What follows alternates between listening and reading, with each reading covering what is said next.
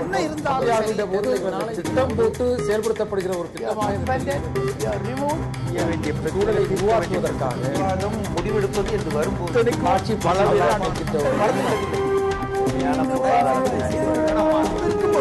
எதிர்த்து பேசிட்டு வணக்கம். நேர்பட பேஸ் நிகழ்ச்சிக்கு உங்களை அன்போடு வரவேற்கிறோம். இந்தியா ஒரு இந்து தேசம் என்கிற கருத்தை RSS, பாரதிய ஜனதா கட்சியின் தாய் அமைப்பான RSS தொடர்ந்து சொல்லி வருகிறது. அந்த வகையில் அதன் தலைவர் மோகன் பகவத், அகில இந்திய தலைவர், 2 தினங்களுக்கு முன்னால் சொல்லிய கருத்து பெரும் சர்ச்சையை அகில இந்திய அளவில் கிளப்பியிருக்கிறது. இந்தியாவில் பிறந்த எல்லோருமே, அவர்கள் எந்த மதத்தை பின்பற்றினாலும் அவர்கள் இந்துக்களே என்கிற கருத்தை சொல்லியிருக்கிறார்.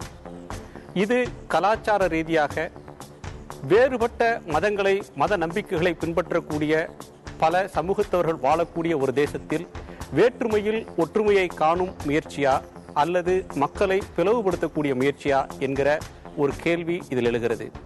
இதோடு மட்டுமல்லாமல், இந்தியா என்பது இந்துக்களின் நாடு, இந்தியாவில் வசிக்கக்கூடியவர்கள் இந்துக்கள் என்று கலாச்சார ரீதியாக அறியப்படுபவர்கள் என்கிற கருத்தை சொல்லும் அதே தருணத்தில், அமெரிக்காவில் பிறந்த எல்லோரும் எப்படி அமெரிக்கர்களோ, ஜெர்மனியைச் சேர்ந்தவர்கள், ஜெர்மனியில் வசிப்பவர்கள் எப்படி ஜெர்மானியர்கள் என்று அழைக்கப்படுகிறார்களோ, இங்கிலாந்தில் வசிப்பவர்கள் எப்படி ஆங்கிலேயர்கள், இங்கிலீஷ் என்று அழைக்கப்படுகிறார்களோ, அதே போல இந்தியாவில் வசிக்கக்கூடிய, இந்துஸ்தானத்தில் வசிக்கக்கூடிய எல்லோரும் இந்துக்கள் என்கிற கருத்தை அவர் முன்மொழிகிறார். அந்த கருத்தை மக்களை பிளவுபடுத்தக்கூடிய பேச்சு என்று எதிர்க்கட்சிகள் விமர்சனம் செய்திருக்கின்றன. தமிழ்நாடு காங்கிரஸ் கட்சியினுடைய தலைவர் ஞானதேசிகன் இன்றைக்கு ஒரு கருத்தை, விமர்சனத்தை வெளியிட்ட தருணத்தில் கூட, இந்த முக்கியத்துவம் வாய்ந்த பிரச்சனையில், மக்களை பிளவுபடுத்தக்கூடிய ஒரு அடிப்படையான ஒரு பிரச்சனையில், இதுபோன்ற விஷயங்களிலே பிரதமர் நரேந்திர மோடி தன்னுடைய நிலை என்ன என்பதை பற்றி கருத்து சொல்லாமல் மௌனம் காப்பது ஏன் என்கிற கேள்வியை அவர் வெளியிட்டிருக்கிறார். அடிப்படையில் இது எழுப்பக்கூடிய கேள்வி, இது ஒரு அபாயகரமான பேச்சா அல்லது அர்த்தம் உள்ளதா? இதை பற்றி நாம் தொடர்ந்து விவாதிக்கலாம். நம்மோடு இந்து முன்னணியைச் சேர்ந்த வழக்கறிஞர் திரு கார்த்திகேயன், பேராசிரியர் எழுத்தாளர் திரு அருணன், பாரதிய ஜனதா கட்சியின் மாநில பொருளாளர் திரு SR சேகர், கவிஞர் எழுத்தாளர் திரு மனுஷபுத்திரன். கேள்விகளோடு பார்வையாளர்கள் நாம் விவாதிக்கலாம். வணக்கம். கார்த்திகேயன், முதற்கட்ட கருத்தை நால்வரிடம் அறிந்துவிட்டு நம்ம தொடர்ந்து இதை பற்றி விரிவாக விவாதிக்கலாம். மோகன் பகவத் சொல்ற கருத்து ஒரு முக்கியத்துவம் வாய்ந்த கருத்து என்றுதான் பார்க்க வேண்டும். ஏனென்றால் இந்தியாவின் பிரதமர் யார் என்பதை அந்த கட்சி முடிவு செய்வதற்கு முன்னால் இறுதி முடிவை எடுக்கக்கூடிய ஒன்றாக பாரதிய ஜனதா கட்சி ஒரு பொலிட்டிக்கல் என்டிட்டியா இருந்தாலும் கூட அதை இயக்கக்கூடியதாக அல்லது அதற்கு வழிகாட்டக்கூடிய இடத்தில் இருக்கக்கூடிய அமைப்பாக இருப்பது RSS. அதன் தலைவர் சொல்லியிருக்கக்கூடிய கருத்து என்பது, இன்றைக்கு பெரும்பான்மையோடு பாஜக ஆட்சியில் அமர்ந்தாலும் அவர்கள் ஆலோசனை பெறக்கூடிய இடத்தில், அவர்களுக்கு ஆலோசனை தரக்கூடிய இடத்தில் இருக்கக்கூடிய ஒருவருடைய கருத்து. அந்த வகையில் இந்த முக்கியத்துவம் வாய்ந்த ஒரு கருத்தை நீங்க எப்படி பார்க்கிறீங்க? RSSக்கும் பிஜேபிக்கும் உள்ள உறவு பத்தி சேகர் சொல்லிடுவார். என்னை பொறுத்த வரைக்கும் இந்த கருத்து 100% உண்மையான கருத்து. அது ரொம்ப நாளா சொல்லிட்டு இருக்கோம். அதாவது, நீ எந்த மதத்தை வேணாலும் சார்ந்துட்டு போ, எந்த சாமியை வேணாலும் கும்பிடு, எப்படி வேணாலும் கும்பிடு, கும்பிடாமையும் இருந்துக்கோ, என்ன வேணாலும் பண்ணிக்கலாம். ஆனா இந்த நாட்டுக்குன்னு அடிப்படையா சில கலாச்சாரங்கள் இருக்கு. உதாரணமா ஒரு நல்ல நிகழ்ச்சி, அதுமா தேங்காய் உடைச்சு குத்து விளக்கு ஏத்துறது, அப்பா அம்மாவை தெய்வமா பார்க்கறது, பெரியவங்களை பார்த்தா அவங்க காலில் விழுந்து ஆசீர்வாதம் வாங்குறது, இதெல்லாம் நம்ம நாட்டினுடைய அடிப்படை பண்பாடு, கலாச்சாரங்கள். இது இன்னைக்கு நேரத்தில் இல்லை, ஆயிரக்கணக்கான வருஷங்களா நம்ம ரத்தத்துல ஊறின ஒரு விஷயம். நம்ம ஏதோ சாமியை மாத்திக்கிட்டோம், பேரை மாத்திக்கிட்டோங்கிற காரணத்துக்காக இது நம்ம ரத்தத்திலிருந்து இருந்து போயிடாது. அதனால இதுல ஒன்றும் தவறு கிடையாது. அவர் என்ன சொல்றாரு, நீ முஸ்லீமா இருக்கிறியா மசூதிக்கு போ, தொழுதுக்கோ, நல்லா கொண்டாடிக்கோ, கிறிஸ்டியனா இருக்கிறியா சர்ச்சுக்கு போ, என்ன சாமி ஏசுநாதரை கும்பிட்டுக்கோ, ஹிந்துவா இருக்கியா கோயிலுக்கு போ, ஒண்ணு, அதெல்லாம் பிரச்சனையே இல்லை. ஆனா அடிப்படையில் உன்னுடைய பண்பாடும் கலாச்சாரம் ஒண்ணுதான் அப்படிங்கறத அவர் சொல்லியிருக்கிறது. அதுல ஒண்ணு தவறு இருக்கிறதா எனக்கு இது உலகம் முழுக்க இருக்கக்கூடிய விஷயம் தான். இந்தியாவை சேர்ந்த இந்திய தாயின் புதல்வர்கள் நாம் அனைவரும் அப்படின்னு சொல்றதை யாரும் மறுக்கிறது இல்ல. இந்தியா என் தாய்நாடு, இந்தியர்கள் அனைவரும் என்னுடைய சகோதரர்கள் அப்படின்னு சொல்றது யாரும் மறுக்கிறது இல்ல. அதன் புதல்வர்கள் சொல்றதை மறுக்கிறது இல்ல. ஆனா இந்தியர்கள் அனைவரும் சமம் அல்லது எல்லோரும் இந்தியர்கள் அப்படின்னு சொல்றதுக்கு பதிலா எல்லோரும் இந்துக்கள், இந்துஸ்தானத்தில் பிறந்தவர்களாம் இந்துக்கள் அப்படின்னு சொல்றதுனாலதான் அடிப்படையில் இங்க பிரச்சனை எடுக்கிறது. நாம் தொடர்ந்து அதை பத்தி விவாதிக்கலாம். திரு அருணன், உங்களுடைய பார்வை. அதாவது, அவருடைய பேச்சு நியாயமற்றது, இன்னும் சொல்ல போனா ஆபத்தானது. எந்த வகையிலனா, முதல் விஷயம் அவங்க பாருங்க, நீங்க சொன்னீங்க அமெரிக்காவில் பிறந்தவர்கள்லாம் அமெரிக்கர்கள், ஜெர்மனியிலே பிறந்தவர்கள் ஜெர்மானியர்கள், இங்கிலாந்திலே பிறந்தவர்கள் இங்கிலீஷ்காரர்கள். ஆகவே இந்துஸ்தானத்திலே பிறந்தவர்கள் இந்துக்கள், இப்படிதான் அவர் சொல்லியிருக்கிறது. இந்த 3 யோசிச்சு பாருங்க. ஒன்றும் மொழி வழியா இருக்கும், ஆங்கிலம் அல்லது ஜெர்மானிய மொழி, அல்லது தேச வழியா இருக்கும், பரப்பளவு டெரிட்டோரியலா இருக்கும், அமெரிக்கா என்கிற நாடு. ஆனா இங்க வரும்பொழுது என்ன சொல்றாருன்னா இந்துக்கள் என்று மதத்தை இங்க கொண்டாந்து சேர்க்கிறார். அவை அதுக்கும் இதுக்கான இந்த ஒப்பே தப்பு என்பது முதல் விஷயம். 2வது வகையில இது ஒரு தவறான முறையில போஸ்ட் பண்றது. நம்முடைய அரசியல் சாசனத்துல நமது நாட்டுக்கு இந்துஸ்தான் என்று பெயர் இல்லை. நம்முடைய அரசியல் சாசனம் எப்படி ஆரம்பமாகுதுன்னா we the people of India, இந்திய மக்களாகிய நாம் நமக்கு நாமே தயாரித்து அழித்துக் கொள்கிற அந்த அரசியல் சாசனம். அடுத்து உள்ள போனீங்கன்னா அந்த பெயர், நாட்டின் பெயர் என்ன வரும்போது எப்படி வரும்னா பாரதம் என்ற இந்தியா. ஆக நமக்கு 2 பேர் தான், ஒன்னு இந்தியா, இன்னொன்னு பாரதம். இந்துஸ்தானம்னு ஏன் அதுல சேர்க்கல தெரியாம இல்ல. இந்துஸ்தானம் சேர்த்தா அது ஒரு மத சொல்லாடல். ஆகவே இந்த நாட்டில் பல மதத்தவர் இருக்கிறாங்க. எனவே அந்த சொல்லையே அவங்க சேர்க்கல. இந்தியா விவாதிக்கலாம். இந்த கருத்து இல்ல, ஒண்ணு முடிச்சுறேன். இந்தியாவிலே பிறந்தவர்கள் இந்தியர்கள் என்றுதான் சொல்லணும். இந்தியாவிலே இருப்பவங்க இந்துக்கள் என சொல்வது அது ஒரு ட்விஸ்ட், அது ஒரு மோசமான திருகல் என்று நான் சொல்ல வரேன். திரு சேகர், உங்களுடைய கருத்து என்ன? இல்ல, இப்ப இந்த கருத்தை திரு பகவத் அவர்கள் இப்போது சொல்லவில்லை, பலமுறை சொல்லியிருக்கிறார்கள். பிஜேபி வருவதற்கு முன்னாலேயும் சொல்லியிருக்கிறார்கள். இதை பகவத் அவர்கள் மட்டும் சொல்லவில்லை, பல பேர் சொல்லியிருக்கிறார்கள். அதாவது முகமது கரீம் சாக்லா அவர்கள் ஒரு தேர்ந்தெடுக்கப்பட்ட மிக சிறந்த முஸ்லீம் அறிவியல்வாதி, அறிஞர். அவர் நான் மதத்தாலே முஸ்லீம், ஆனாலும் இனத்தாலே நான் இந்து என்கின்ற விஷயத்தை சொல்லியிருக்கிறார். இப்ப கூட கோவாவினுடைய துணை முதலமைச்சர் அவர்கள் கிறிஸ்தவர், அவர் நான் பிறப்பாலே கிறிஸ்தவன், ஆனால் கூட இந்த நாட்டினுடைய கலாச்சாரத்தாலே இந்து என்று சொல்லியிருக்கார். இப்ப நேற்றைக்கு நான் ஒரு ஆடியோ ஒன்று கேட்டேன். நம்ம ஆரியடான் முகமது என்று சொல்லி கேரளாவினுடைய காங்கிரஸ் அமைச்சர், அவரும் இதே கருத்தை இன்னும் அதிகமாக நம்ம இந்து மொழிக்காரங்க பேசுற மாதிரி பேசியிருக்காரு அவர். ஆக பல்வேறு பெரிய அறிஞர்கள் எல்லாம் இதே மாதிரி கருத்துக்களை பல்வேறு காலகட்டங்களிலே சொல்லியிருக்கிறார்கள். அவர்கள் சொன்ன நாங்கள் கலாச்சாரத்தாலே, பண்பாடாலே, பழக்க வழக்கங்களாலே இந்த நாட்டில் இருக்கக்கூடிய ஒன்று இந்து. 2வது, இந்த இந்து என்கின்ற வார்த்தைக்கு மறுபடியும் அருணன் அழகாக சொன்னார்கள், அது ஒரு மதம். மதம் இல்லை என்பது பல்வேறு காலகட்டங்களிலே சொல்லியிருக்கிறோம். இது ஒரு டெரிட்டரியை குறிக்கக்கூடியது, ஒரு கலாச்சாரத்தை குறிக்கக்கூடியது, ஒரு என்ன சொல்ற, ஒரு டெரிட்டரியை குறிக்குதுன்னா மதத்தை எது குறிக்கும்? இந்த நாட்டுல இப்ப சமீப காலத்துல தான் இந்த இந்து என்கின்ற மொத்தமாக எல்லாரும் சேர்ந்து இந்து என்கின்ற சொல்லாடல் வந்திருக்கிறது. இதற்கு முன்னால பல்வேறு மதங்கள் இங்க இருக்கிறது, பல்வேறு மதங்கள் இருக்கிறது. இந்தியாவுடைய பள்ளி சான்றிதழ்கள்ல குறிப்பா நால்வருடைய பள்ளி சான்றிதழ்களும் நேஷனாலிட்டி இந்தியன், ரிலிஜன் ஹிந்து அப்படின்னு போடுவாங்க. இப்ப நீங்க அது கலாச்சாரத்தோட அடையாளம், மதத்துக்கு பேரு அது இல்ல அப்படின்னு சொல்றீங்களா? அது எப்படி புரிஞ்சுக்கிறது? அதாவது மறுபடியும் தான் சொல்ல வருகிறேன். அந்த பகவத் அவர்கள் சொல்லனுடைய அர்த்தம் எல்லாருமே இந்த நாட்டிலே பிறந்தவர்கள் அத்தனை பேரும் இந்தியர்கள், இந்துக்கள். அதுல இந்த பிறப்பாலே அவர்கள் இந்த கலாச்சாரத்தெல்லாம் இதா இருக்கிறார்கள் என்று அந்த வர்ணனையை சொல்லியிருக்கிறார். அங்கே மதம் வருவதற்கு அவசியம் இல்லை. ஒருவேளை அது மதமாக இருந்திருந்தால் அது பிரிவினையை ஏற்படுத்தும். ஏனென்றால் இதுக்கு முன்னாலே நடைபெற்ற சம்பவங்களிலே, இதுக்கு முன்னாலே கடந்த காலங்களிலே சொல்லுகின்ற போது இந்து என்பவன் மதசார்பற்ற தன்மையினுடைய எல்லையாக இருந்திருக்கிறார், மதசார்பற்ற தன்மைக்கு உதாரணமாக இருந்திருக்கிறார் என்பது காலங்காலமாக பார்த்து வருகின்ற ஒரு விஷயம். கார்த்திகேயன் இந்து முன்னணியைச் சேர்ந்தவர், இந்த பேச்சு 100க்கு 100 சரி என்கிறார். நீங்கள் பாரதிய ஜனதா கட்சியின் சார்பில் பேசக்கூடியவர், நீங்களும் இதை வழிமொழிகிறீர்கள் அப்படின்னு எடுத்துக்கலாம் இல்லையா? பல பேர் சொல்லி இருக்கிறார்கள். இவர் சொன்னது அதிசயமில்லை, அவர்களை விட்டுவிட்டோம், இவர்களை பிடித்துக் கொண்டிருக்கிறோம். சரி, மனுஷபுத்திரன், உங்கள் கருத்து? இந்த கருத்து கிட்டத்தட்ட சாவர்கருடைய காலத்திலிருந்து சொல்லப்படுற ஒன்றுதான்.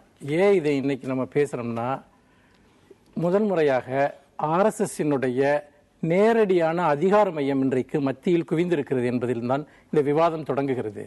இன்றைக்கு நீங்கள் பிஜேபியினுடைய புதிதாக நியமிக்கப்பட்டிருக்கக்கூடிய நிர்வாகிகளை பார்த்தால் கூட பெரும்பாலானோர் ஆர்எஸ்எஸ் வந்தவர்களாக இருக்கிறார்கள்.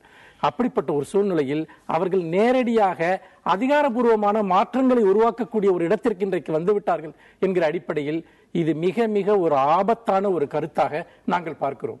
இதில் முக்கியமாக கவனிக்க வேண்டிய ஒரு விஷயம் என்னவென்றால், நான் எந்த மதத்தை சேர்ந்தவன் அல்லது எந்த சாதியை சேர்ந்தவன் என்பதெல்லாம் முக்கியமே இல்லை. அது ஒரு பொது பண்பாடு என்று சொன்னால் மதத்திற்கு பண்பாட்டில் இடம் கிடையாதா? மதத்தை பண்பாட்டிற்கு வெளியே இருக்கக்கூடிய ஒரு விஷயமா? இதுவரைக்கும் இந்த நாட்டில் உள்ள அத்தனை விதமான பண்பாட்டு வரையறைகளும் மதத்தின் பெயரால் தானே அடையாளப்படுத்தப்பட்டு வந்திருக்கின்றன. அப்படி இருக்கும்போது சாதியையும் மதத்தையும் விட்டுவிட்டு பொதுவாக ஒரு பண்பாடு இருக்கிறது என்று சொன்னால் நான் கேட்க விரும்புவது ஒன்றே ஒன்றுதான். இன்றைக்கு காலை பிஜேபியினுடைய தேசிய செயலாளர் ராஜா உங்களுடைய ஒரு விவாதத்திலேயே பேசும்போது சொல்கிறார், இங்க இருக்கக்கூடிய இந்து முஸ்லீம் கிறிஸ்துவ பிரிவினைகள் எல்லாம் கிறிஸ்தவர்களுக்கிடையே இருக்கக்கூடிய புரொட்டஸ்டன்ட் கத்தோலிக் இவர்களுக்கிடையே இருக்கக்கூடிய ஒரு பிரிவினை போன்றதுதான் என்று சொன்னபோது எனக்கு அடிப்படையில் ஒரு கேள்வி எழுந்தது. அப்படி என்றால் இந்து மதத்தின் ஒரு பிரிவாக இருக்கக்கூடிய இஸ்லாமியர்களுடைய வழிபாட்டு தலத்தை ஏன் இடித்தார்கள்? அது அவர்கள் இந்துக்கள் என்று அவர்கள் ஏற்றுக்கொண்டிருந்தால் அதை இடித்து விட்டு அங்கே ராமர் கோவில் கட்ட வேண்டிய அவசியம் என்ன வந்திருக்கிறது? அதே போல ஒரே ஒரு விஷயம் சொல்லிவிடுகிறேன். ஒரே ஒரு விஷயம், மோகன் பகவத் சொல்கிறார், இந்துக்களும் முஸ்லிம்களும் ஜாதி வித்தியாசம் இல்லாமல் இந்து மதத்தில் இருக்கக்கூடியவர்கள் ஒன்றாக தண்ணீர் அருந்த வேண்டும் என்றெல்லாம் சொல்கிறார். நான் கேட்பதெல்லாம் ஒன்றே ஒன்றுதான். இந்த இடத்தில் சொல்லக்கூடியவர்கள் இந்துக்களிடையே கலப்பு திருமணங்கள் நிறைய நடக்க வேண்டும், பிராமணர்களும் சூத்திரர்களும் திருமணம் செய்து கொள்ள வேண்டும் என்றெல்லாம் சொல்லி இருந்தால் அவர்கள் சாதியை கடந்து அவர் அதைத்தானே சொல்றாரு. எல்லாரும் சமம்ன்ற கருத்து தான் சொல்றாரு. அதை நம்ம தொடர்ந்து விவாதிக்கலாம்.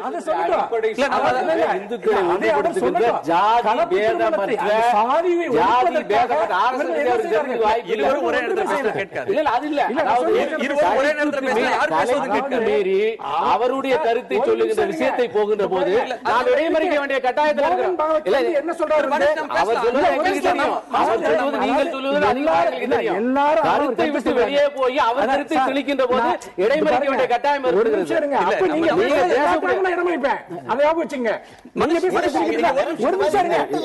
ஒரு விஷயத்தை எஸ்டாப்ளிஷ் பண்றதுக்கு முன்னாடியே இவங்க மட்டும் பேசணும், மற்றவங்க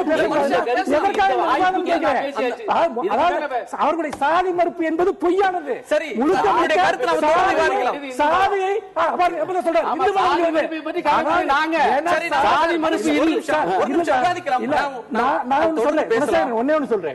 நான் வந்து மத்தவங்க பேசல குறுக்கிடாம இருக்கணும்னா நான் பேசுறவங்க குறுக்கிட கூடாது. எனக்கு பேச தெரியாதா? எனக்கு ஏராளமான கருத்துக்கள் இருக்குது. சொன்ன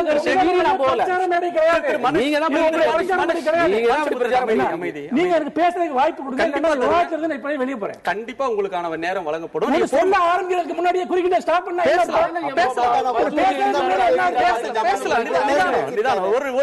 ஒரு அமைதியான சூழல்ல ஒரு மாற்று கருத்துக்களை நம்ம விவாதிக்கலாம். முரண்பட்ட கருத்துக்களை வந்து கொண்டவர்கள் ஒரே மேடையில் அமர்ந்து கருத்து மாறுபாடுகளை பகிர்ந்து கொள்வதற்கான தளம் இந்த நேர்பட பேசு. நாம் தொடர்ந்து விவாதிக்கலாம். கார்த்திகேயன், நீங்க மோகன் பகவத் அவர்கள் சொன்னதுல ஒரு முக்கியமான கருத்தாக பார்ப்பது, இந்தியாவில் பிறந்த எல்லோரும் இந்தியர்களாக பார்ப்பது என்பது ஒரு பொதுவான பார்வை. அதற்கு மாறாக அவங்கள மதத்தால முஸ்லீமாகவோ கிறிஸ்தவராகவோ ஜெயினராகவோ பௌத்தராகவோ பார்சியாகவோ எதுவாக இருந்தாலும் கலாச்சார ரீதியாக அவர்கள் இந்துத்துவா அப்படின்ற கலாச்சாரத்தினுடைய வழித்தோன்றர்கள் அப்படின்னு சொல்ற அந்த கருத்து என்பது அவங்களுக்கு இருக்கிற ஒரு அடையாளத்தை மறுக்கிற செயல் அல்லவா? இப்போ மோகன் பகவத் பேசுறதை பத்தி இவ்வளவு பேசுறோமே, இப்ப நான் சொல்றேங்க, இங்க இருக்கிற முஸ்லீம் யாராவது இந்த நாட்டில இருந்து பாகிஸ்தானுக்கோ மத்த இஸ்லாமிய நாட்டுக்கோ போனா அவங்கள முஸ்லீம் யாரும் சொல்றது இல்லை, ஹிந்துஸ்தானின்னு தான் சொல்றாங்க. உண்மையா பொய்யான்னு விசாரிச்சு பாருங்க. உண்மை, அதுதான் உண்மை. இப்ப இவரே உள்ள வர்றாரு. நான் பேசி முடிச்சதுதான் அவர் பேசுறேன். கொஞ்சம் நிதானமான சூழல்ல பேசலாம். இப்ப அமெரிக்காவுக்கு செல்கிறோம், அங்க வந்து அவர்கள் இந்தியர்கள் பாகிஸ்தானியர்கள் பிரிச்சு பாக்குறது இல்ல. அங்க தொலைதூரத்துக்கு போகும்போது ஏசியன்ஸ் பாக்குறாங்க. பாகிஸ்தானுக்கு போனா நம்ம இந்தியர்கள் பார்க்கலாம். இங்க இருக்கிறவங்க அவங்கள பாகிஸ்தானிஸ் பார்க்கலாம். நான் கேட்கிறது, வெவ்வேறு மதத்தை சேர்ந்தவங்களை ஒரே ஒரு இந்துத்துவா அப்படின்ற கலாச்சாரத்தோட வழி தோன்ற ஒவ்வொரு மதத்துக்கு ஒரு கலாச்சாரம் இருக்கு, ஒரு நம்பிக்கைகள் இருக்கு. நாம அந்த நம்பிக்கைகளை மறுதளித்து விட்டு அவங்களுக்கான அடையாளத்தை நாம மறுக்கிறது ஆகாதா இந்த பேச்சுன்னு கேட்கிறேன். இல்ல, நிச்சயமா அப்படி ஆகிறதுக்கு வாய்ப்புகள் இல்ல. அந்த மாதிரி அதுக்கு என்னமோ வர முடியாது. காரணம் என்னன்னு கேட்டீங்கன்னா, ஒரு தேசத்துக்கு வந்துட்டு ஒரு ஐடென்டிட்டி இருக்கா இல்லையா? எந்த தேசமா இருந்தாலும். அப்ப இந்த நாட்டுக்கு வந்து எந்த ஐடென்டிட்டியுமே கிடையாதா? உலகத்துல ஒவ்வொரு தனி மனிதனுக்கும் ஒரு ஐடென்டிட்டி உண்டு, ஒவ்வொரு சமுதாயத்துக்கும் ஒரு ஐடென்டிட்டி உண்டு, ஒவ்வொரு தேசத்துக்கும் ஒரு ஐடென்டிட்டி உண்டு. இந்த பாரத நாட்டுக்கும் ஒரு ஐடென்டிட்டி உண்டு. அதுதான் இந்துத்துவம். அதைத்தான் அவர் சொல்றாரு. இதுல வந்துட்டு மதம் அப்படிங்கிறது வந்து ஒவ்வொருத்தருடைய தனிப்பட்ட விஷயம். இந்த நாட்டுல என்ன குழப்பம் இது வரைக்கும் நடந்துருச்சுன்னு கேட்டீங்கன்னா, மதத்தை வந்து அரசியலுக்குள்ள கொண்டு வந்துட்டாங்க. சிறுபான்மை பெரும்பான்மைன்னு பிரிச்சு அதுக்கப்புறம் அது ஒரு மாற்றம் கொண்டு வந்து இவ்வளவு பண்ணனதுக்கு அப்புறம் தான் ஒரு நாட்டையே வந்துட்டு மதத்தின் அடிப்படையில் பிரிச்சுட்டு போனதுக்கு இல்ல ஒரு நிமிஷம் நான் முடிச்சிடறேன். ஒரு நாட்டையே மதத்தின் அடிப்படையில் பிரிச்சுட்டு போனதுக்கு அப்புறமா மதம் அப்படிங்கிறது வந்து இதுல வர்றதுக்கு வாய்ப்பு இல்லைன்னு சொல்லி சொன்னாங்கன்னா அது ரொம்ப தவறு. ஆனால் மதம் அப்படிங்கறத விட்டுட்டு அடிப்படையான இந்த தேசத்தின் ஒரு தன்மை இண்டிவிஜுவல் ஐடென்டிட்டி ஆஃப் பாரத் மொத்த இந்தியாவுடைய ஒற்றை கலாச்சார அடையாளம் ஹிந்துத்துவம் சொல்றீங்க. அது எந்த மதத்தை சேர்ந்தவங்களா இருந்தாலும் அதாவது மீண்டும் மீண்டும் குழப்புறாங்க. முதல்ல இந்து என்பது மதமா இல்லையா என்பதை அவங்க தெளிவுபடுத்தணும். இப்ப அதெல்லாம் வரக்கூடிய சிக்கல். இப்ப உதாரணமா மக்கள் தொகை கணக்கெடுப்பு இருக்கு, 10 வருஷத்துக்கு ஒருக்கா. தயவு செஞ்சு அதுல போய் பாருங்க எப்படி பிரிக்கிறாங்க. இந்துக்கள், முஸ்லிம்கள், கிறிஸ்தவர்கள். இந்துக்கள் 80%, முஸ்லிம்கள் 14%, கிறிஸ்தவர்கள் 2%, சீக்கியர்கள் 2%, மிச்சம் எல்லாம் மதம் இல்லாதவங்க உட்பட எல்லாம் இன்னும் 2%, 100% இப்படித்தான் போடுறீங்க. நீங்க உள்ளுக்கே விளக்கம் சொல்லும் போது எப்படி சொல்றீங்க? இந்து இப்படிதான் வருது. நீங்க நல்ல ஒரு கேள்வி கேட்டீங்க, அவங்க இன்னும் சரியா அதுக்கு பதில் சொல்லல. என்ன கேள்வினா, நமக்கு அந்த இதை பூர்த்தி பண்ணும் பொழுது எந்த ஒரு விண்ணப்பமா இருந்தாலும் நீங்க எந்த நாட்டை சேர்ந்தவன் சொல்லும் போது இந்தியன் எழுதுறான். சிட்டிசன்ஷிப் இதெல்லாம் வரும் பொழுது நேஷனாலிட்டின்னு கேட்கும்போது, ரிலிஜன் மதம்னு கேட்கும்போது இந்து முஸ்லீம் இதுதான் எழுதுறோம். இதுதான் உள்ள நிலைமை, இதுதான் யதார்த்தம், இதுதான் நடப்பு, இதுதான் சட்ட ரீதியா அங்கீகரிக்கப்பட்டது. முதல்ல இதை நம்ம புரிந்து கொள்ளணும். இந்த நிலைமையை மாற்ற RSS முயலுகிறது. நீங்க மாற்றம் ரைட்டா தப்பா தேவையான இல்லையான்னு வேணா பேசுங்க. ஆனா என்னன்னா இருக்கிறதே ஏதோ குழப்பி பத்தி பேசுறாங்க. உண்மை என்னன்னா இது பல மதங்களை கொண்ட ஒரு வினோதமான ஆனா அற்புதமான ஒரு நாடு. இந்த நாட்டுடைய இந்தியாவுடைய ஒற்றுமை பராமரிக்கப்பட வேண்டும் என்று எங்களை போன்றவர்கள் விரும்புகிறோம். ஆனால் அந்த ஒற்றுமை என்பது எப்படின்னா, இருக்கக்கூடிய யதார்த்தத்தை ஏற்றுக்கொண்டு, அந்த யதார்த்தம் என்பது பல மதங்களை கொண்டவர்கள், பல மொழிகளை பேசக்கூடியவர்கள், பல தேசிய இனங்களை கொண்டவர்கள் என்கிற யதார்த்தத்தை ஏற்றுக்கொண்டு, ஆனாலும் நாங்கள் இந்தியர், இந்திய நாடு என்று இருப்போம் என்று நிரூபிச்சு காமிச்சிருக்காங்க இந்த 67 ஆண்டு காலமாக. இது ஒரு அற்புதமான விஷயம் உலகத்துல. இதை போட்டுக்கிட்டு நீங்க ஏன் பழையபடி இதெல்லாம் மனசுல வச்சுதான் அரசியல் சாசனத்தில் நான் அதான் சொன்னேன். பாரத் என்ற இந்தியான்னு ஏன் போட்டாங்க? இவர் யாரோ சொல்றாங்க இந்துஸ்தானிங்கிறாரு. ஆனா நம்ம ஏன் அரசியல் சாசனத்தை அந்த வார்த்தையை சேர்க்கல? காரணம் இந்துஸ்தானி என்பது இந்துக்களை குறிக்குது, இந்து என்கிற மதத்தை குறிக்குது. ஆகவே அதனாலதான் இல்லை. நாங்க இப்ப இவர் என்ன கேட்கிறாரு, இந்தியாவுக்கு என்ன அடையாளம்? ஏன் அடையாளம் வேணுங்கிறீங்க? இந்தியாவுக்கு இந்தியா தான் அடையாளம். இதை விட ஒரு அற்புதமான அடையாளம் வேற என்ன இருக்க முடியும்? இவ்வளவு பேரும் சேர்ந்து ஒரு கண்ட்ரியாக, ஒரு நாடாக உருவாகி நிக்கிறோமே, வீர நடை போட்டுக்கிட்டு இருக்கோமே, இதை விட ஏன் நீங்க மதத்தை கொண்டு போய் அடையாளம்னு காமிக்கிறீங்க? இல்ல, நான் இப்படி புரிஞ்சுக்கலாமா? இந்தியாவுக்கு வந்து பல வித்தியாசமான அடையாளங்கள் இருந்தாலும் இந்தியான்றது ஒருமித்த ஒரு யூனிட், அதுதான் நம்ம அடையாளம். நீங்க வந்து ஒரே வாக்கியத்தில் சொன்னா இத்தனை அடையாளங்களும் கொண்ட இந்தியா எனும் அடையாளம். சரி, அப்படி சொல்லாமே பெருமையா? கவிஞர் இக்பால் எல்லாராலையும் ஏற்றுக்கொள்ளப்படக்கூடியவர். கவிஞர் இக்பால் சாரே சகாசி அச்சா ஹிந்துஸ்தான் ஹமாரான்னு சொல்லி சொன்னார். அவர் பாகிஸ்தானுக்கு போயிட்டாரு. ஆனாலும் கூட அதே கருத்தை ராகேஷ் சர்மா அவர்கள் விண்வெளியிலே போகின்ற போது இந்திரா காந்தியை பார்த்து சொல்கிறார், இந்தியா சாரே சகாசி அச்சா ஹிந்துஸ்தான் ஹமாரா மாதிரி அந்த பாட்டுக்கு உரிய அளவில் இந்த பாரத தேசத்தை நான் மேல இருந்து பார்க்கிறேன்னு சொல்றாங்க. எதற்கு சொல்கிறேன்? பாகிஸ்தான் போனவரை பத்தி கேட்கிறேன். அவங்க இக்பால் சொன்னது வந்து இந்தியா பாகிஸ்தான் சேர்ந்தது இந்துஸ்தானிங்கிறாரா அல்லது இந்தியா மட்டும் 47க்கு பிறகு உள்ளத இந்தியான்னு சொல்றாரு? அந்த மாதிரியாக ஹிந்துஸ்தான் என்ற வார்த்தை பிரயோகப்படுத்தப்பட்டிருக்கிறது பொருள் நான் கேட்கிறேன். இவ்வளவு பரிணமிக்கின்ற ஒரு இந்தியாவை பார்த்து நான் வியக்கிறேன் என்கிற வார்த்தையை சொல்லியிருக்கிறார். எதற்கு சொல்கிறேன் என்று சொன்னால், இந்துஸ்தான் என்ற வார்த்தையே கிடையாது என்று அண்ணன் அருணன் அண்ணன் அவர் சொன்னார்கள். தம் தேவ நிர்மணம் தேசம் ஹிந்துஸ்தான் பிரதேசத்தை எதற்கு சொல்கிறேன்னா, இல்ல அவர் இலக்கியத்துல இல்ல ஒரு விஷயத்துக்கு வருகிறேன். இப்ப நம்மளுடைய பகவத் அவர்கள் சொன்னது, அது RSS அடிப்படை நிர்மாண பணிகளே இந்து மதத்திற்கு உள்ளே இருக்கக்கூடிய அந்த வேறுபாடுகளை கடைந்து, அந்த தீண்டாமையை ஒழித்து, அவர்களை ஒன்றுபடுத்தி, ஜாதிய முறைகளிலே அங்க வேறுபாடுகள் இருக்கக்கூடாது என்கின்ற அடிப்படையில் இருக்கக்கூடிய மொத்த இயக்கம் அது. அங்கே ஒற்றுமைப்படுத்துவது மட்டுமே அவருடைய பிரதான நோக்கம். அதற்காகத்தான் அவர்கள் அந்த விஷயத்துல சொல்லியிருக்கிறார், எல்லாரும் இந்துக்களாக நினைப்போம் என்கிற விஷயம். இந்தியாவிலே பிறந்த இந்துக்கள் அடுத்து நம்ம ஜாதிய ஒன்னே மட்டும் சொல்ல விரும்புறேன். அவரும் சொல்ல விரும்புறாரு. சொல்லட்டும். அவர் அந்த ஸ்கூல் சர்டிபிகேட் பத்தி நீங்க கேட்டது திரும்ப சொன்னாரு. அதான் குழப்பறன்னு சொல்ல ரொம்ப தெளிவா இருக்கும். மதம்ங்கிறது நான் ஹிந்து, இவர் கிறிஸ்டியன், இவர் முஸ்லீம், அவருடைய மதம், அவருடைய நம்பிக்கை, இறை வழிபாட்டு விதம். கலாச்சாரம்ங்கிறது வேற. அதைத்தான் அடிக்கடி நான் சொல்லிட்டு, கலாச்சாரம்ங்கிறது எல்லாருக்கும் அடிப்படையா ஒரு தேசத்தை பிறந்தவங்களுக்கு ஒரே கலாச்சாரம்.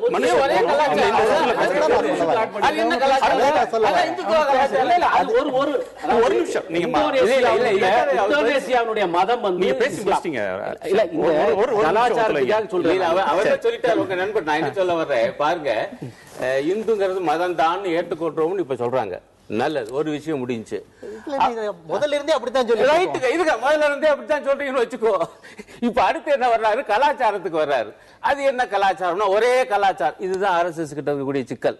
இந்த நாட்டுல ஒரு கலாச்சாரம், அவங்க சொல்லக்கூடிய கலாச்சாரம் என்பது மதத்தை கொண்டு, இந்து மதத்தை கொண்டு சொல்லுகிற கலாச்சாரம். ஆனா இங்க வந்து என்ன சிக்கல் என்றால், பல மொழி பேசக்கூடியவர்கள், அது பாரம்பரியமாக உதாரணமாக தமிழர் கலாச்சாரம் என்று ஒன்று இருக்கு. அது எப்படி நீங்க மறுக்க முடியும்? ஆகவே மொழி வழிபட்ட கலாச்சாரமும் இங்கு உண்டு, அதே போல மத வழிபட்ட சில பழக்க வழக்கங்களும் உண்டு. எல்லாம் கலந்துதான். ஏன் ஒற்றை கலாச்சாரம் நினைக்கிறீங்க? யதார்த்தம் இல்ல. ஒரு நாட்டுல நம்புகின்ற நம்பிக்கை காசியிலையும் இருக்கு, கங்கையிலையும் இருக்கு, இந்த பக்கத்துல வடக்கு இருக்கு, தெற்கு இருக்கு. அதுதான் கலாச்சாரம் சொல்றோம். நீங்க தமிழ் கலாச்சாரம் சொல்றீங்க. பெரியவர்களை மதிப்பது, நம்மளுடைய வாசல்ல கோலம் போடுவது, சாணம் இருப்பது, நாடு முழுவதும் இருக்கிறது.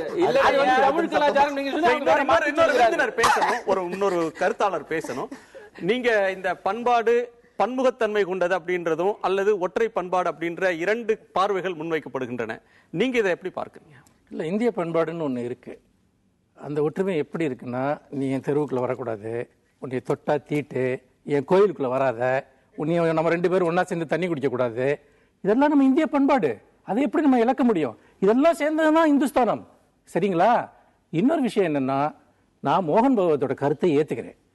ஒரு உத்தரவாதம் கொடுத்தா, நாங்கள் எல்லாருமே இனிமேல் இந்தியர்கள் இல்ல, நாங்கள் இந்துக்கள் அப்படின்னு நாங்க ஏத்துக்கிட்டோம்னா இந்த நாட்டோட அடிப்படை பிரச்சனைகள் தீர்ந்துரும், விலைவாசி குறைஞ்சிரும், இந்த நாட்டில் வகுப்புவாத வன்முறைகள் ஏற்படாது, சிறுபான்மை மக்களுடைய பெண்களை பலாத்காரம் செய்ய மாட்டாங்க, அவங்க நிலங்கள்ல இருந்து அடிச்சு விரட்ட மாட்டாங்க.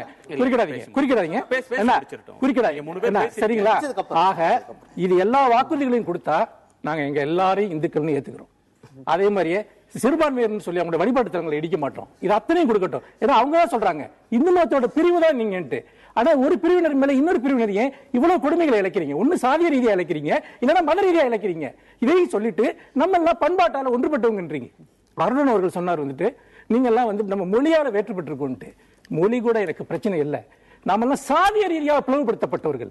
அதாவது ஒரு உயர் சாதியினருக்கும் ஒரு தாழ்த்தப்பட்ட சாதிக்காரனுக்கு இடையே இங்கே பண்பாட்டில் என்ன ஒற்றுமை இருக்கிறது, வாழ்க்கை முறையில் என்ன ஒற்றுமை இருக்கிறது? அது எல்லாவற்றையும் என்றைக்காவது நீங்கள் ஒரு பொது பண்பாடு என்று ஏற்றுக்கொண்டால் சனாதன தர்மத்தை நீங்கள் மறுக்கிறீர்களா?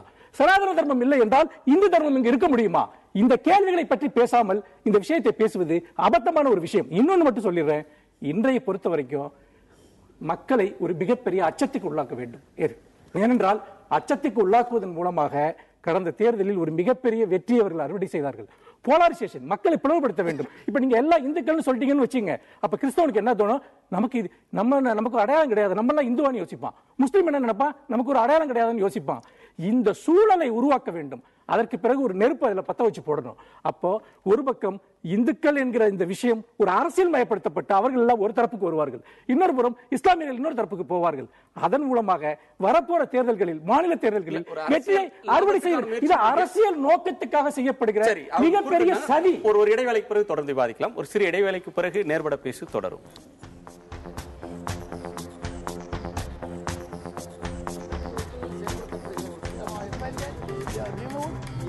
சூழலை உருவாக்குவதற்காக முடிவெடுப்பது என்று வரும்போது காட்சி பல